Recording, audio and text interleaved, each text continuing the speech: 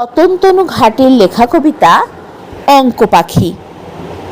যতই অঙ্ক নিয়ে বসি মাথাটা যে করে টিন টিন।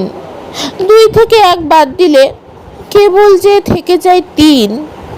সেই নিয়ে দাদা কত বকে। হ্যাঁ দাঁড়াও, যোগ কি বিয়োগ? আমি যত মন দিয়ে কষি মিলবে না অঙ্কের রোগ। 2-এ 2 যোগ দিলে শুধু যোগফল হয়ে যায় 0। মা বলেন হাত দেখাতুম থাকতেন যদি সেই কিরো। একে একে গুণ করলে কি করে যে হয়ে যায় 2। দিদিটাও হেসে হেসে বলে কিচ্ছু শিখলি না তুই। 4-এ 4 ভাগ করে ফেলে ভাগফল পেয়ে যায় 4। চাঁটি মেরে দাদা বলে তোর পশ করা হবে না কোয়ার।